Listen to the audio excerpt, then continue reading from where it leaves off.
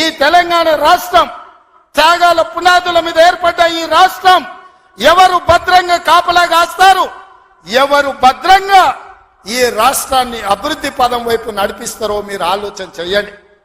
మేము వచ్చే 60 రోజులు కానే లేదు, 2 నెలలు ఇంకా పూర్తి కాలే. 7 తారీఖు వస్తే 2 నెలలు, 7 తారీఖు ఇంకా 5 రోజులు తక్కువనే ఉంది. అప్పుడే 6 గ్యారెంటీలు అమలు చేయలేదంటాడు సన్నాసుడు. ఆయనతోని శాత కాదు ఎట్లా చేయడంటాడు. పిల్లి శాపనార్థాలకు ఉట్టి దిగిపడుతుందా? ఇలా పొంకనాలు కాకపోతే 10 ఏళ్లలో మీరు ఏనాడైనా పేదవాళ్ళ ఇంటికి 200 యూనిట్లు ఉచిత కరెంట్ ఇవ్వాలన్న ఆలోచన చేసినవా? పేదవాడు ఆత్మగౌరవంతో బ్రతకాలి అంటే ఇందిరమ్మ ఇండ్లు ఇవ్వాలన్న ఆలోచన ఏనాడైనా చేసినవా? ఆరోగ్యశ్రీ పథకాన్ని నిర్వీర్యం చేసినావు. 10 లక్షల రూపాయలు వాళ్ళకి ఇన్సూరెన్స్ ఇవ్వాలన్న ఆలోచన ఏనాడైనా చేసినవా?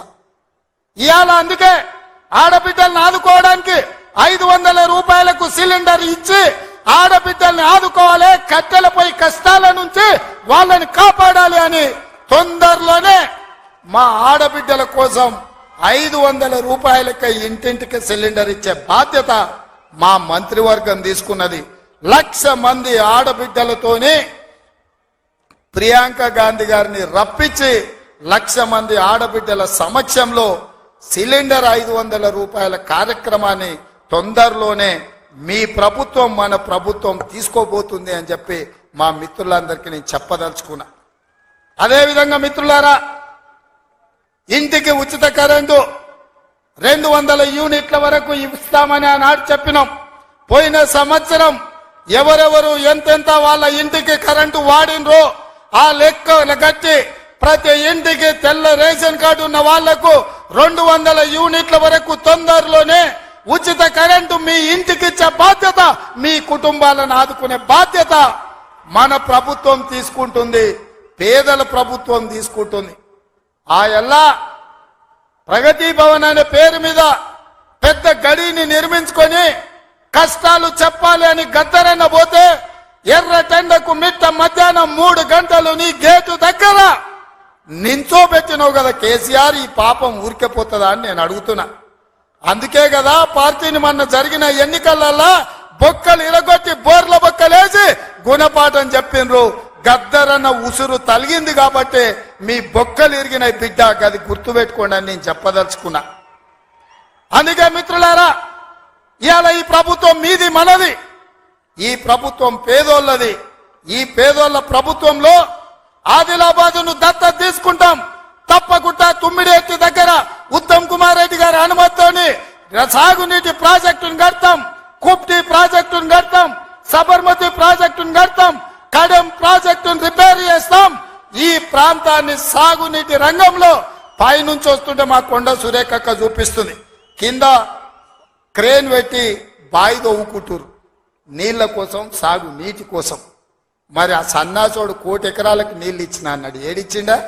వచ్చినా ఇవాళ హెలికాప్టర్ల పైనుంచి వస్తే ఎడారిని చూసినట్టుంది, ఎండిపోయిన పొలాలు కనిపిస్తున్నాయి. నీళ్ల కోసం బావులు తవ్వుకుంటూరు. ఇవాళ బాయితో క్రేను అది చూపించి సురేఖక్క అన్న ఇంకా బాయిల వ్యవసాయమే ఉంది, ఇక్కడ నీళ్లు రాలేదని. ఇవాళ వస్తావా కేసీఆర్? నీకు మళ్ళోసారి చూపిస్తా ఈ ప్రాంతాన్ని. ఏనాడా నువ్వు వచ్చినవో రాలేదో నాకు తెలియదు, ఎన్నికలప్పుడు ఓట్లాడుకోనికి వచ్చుంటావు, కానీ ఈ ప్రాంతాన్ని చూడడానికి ఎప్పుడన్నా వచ్చినవా? రా, ప్రభుత్వం హెలికాప్టర్ పెడుతుంది, మేము వస్తాం, నీకు చూపిస్తాం. 1 కోటి ఎకరాలకు నీళ్లు ఇస్తా అనే పేరు మీద లక్షల కోట్ల రూపాయల దోపిడీకి పాల్పడ్డావు తప్ప ఈ ఆదిలాబాద్కు నీళ్లు ఇవ్వలేదు. అందుకే ఈ ప్రాంతాన్ని సస్యశ్యామలం చేయడానికి సాగునీటి ప్రాజెక్టులను కట్టే బాధ్యత మా పార్టీ తీసుకుంటుంది, మా ప్రభుత్వం తీసుకుంటుంది. నిన్న మొన్న మాట్లాడుతున్నారు వాళ్ళు 3 నెలల 6 నెలల కేసీఆర్ మళ్ళీ ముఖ్యమంత్రి అవుతాడు, ఈ ప్రభుత్వాన్ని పడగొడతామని. నీ అయ్యా ఎవర్రా పడగొట్టేటోడు? పడగొడతారా? ఎవడు కొట్టేది? నేను అడుగుతున్నా. వేలాది మంది మా యువకులు ఇక్కడ ఉన్నారు, మీరందరూ చూసుకుంటే ఊరుకుంటారా? పడగొడితే ఊర్లలోకి రానిస్తారా? ఊర్లలో ఎవడన్నా ఈ ప్రభుత్వాన్ని పడగొట్టాలన్న ఆలోచన చేస్తే మీ ఊర్లో యాప చెట్టుకు కోదండం వేసి కొట్టండి, లాగుల తొండలు ఇడవండి. ఇది ప్రజలు ఎన్నుకున్న ప్రభుత్వం, ప్రజలు ఆశీర్వదించిన ప్రభుత్వం, ప్రజల కోసం పనిచేస్తున్న ప్రభుత్వం. ఇది ప్రజా ప్రభుత్వం. ఆడ అనుకుంటుండు 1,00,000 కోట్లు పెట్టి కట్టిన కాళేశ్వరం కూలినట్టు ఈ ప్రభుత్వం కూలుతుందని. నీ అయ్యా నువ్వు దోపిడీకి పాల్పడ్డావు కాబట్టి ఆ కాళేశ్వరం గాలి వస్తే కొట్టుకుపోయింది. ఈ ప్రభుత్వం గాలి కాదు కదా, నీ ఖాందాన్ మొత్తం వచ్చినా బోర్ల బొక్కలు పండబెట్టి తొక్కుతాం. ఎవడని ప్రభుత్వం పడుతుందనో 6 నెలలకో 3 నెలలకో కేసీఆర్ ముఖ్యమంత్రి అవుతాడని చెప్పిండంటే మూతి పండ్లు రాలుతాయని నేను చెప్పదలుచుకున్నా. ఇంకా మన చూసిన నిత్యానంద స్వామి అని ఒక ఆయన ఉన్నాడు, తెలుసు కదా మీకు అందరికీ. ఆయన ఇక్కడక్కడైతే లాభం లేదని పోయి ఎన్నో దీవి కొనుక్కొని దానికి రాజు అని ప్రకటించుకున్నాడు. ఇక కేసీఆర్ సంపాదించిన అక్రమ సంపాదన ఉంటే పోయి ఏమన్నా అడవిలో పోయి ఎక్కడన్నా పోయి దీవులలో పోయి దీవి కొనుక్కొని దానికి రాజు అని ప్రకటించుకోవాల్సిందే, లేకపోతే ఆయన ఫామ్ హౌస్కి ఆయన ముఖ్యమంత్రి కావాల్సిందే తప్ప ఈ తెలంగాణ రాష్ట్రానికి మళ్ళీ జన్మలో ముఖ్యమంత్రి కాదు కదా, మంత్రి పదవి కూడా కేసీఆర్కు రాదని నేను చెప్పదలుచుకున్నా.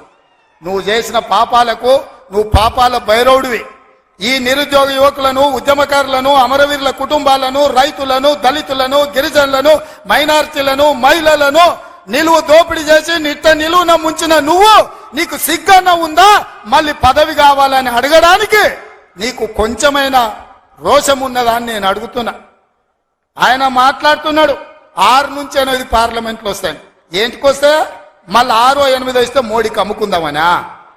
మొదటిసారి 12 ఇస్తే మోడీకి అమ్మినావు, రెండోసారి 9 ఇస్తే తీసుకుపోయి మోడీకే అమ్మినావు.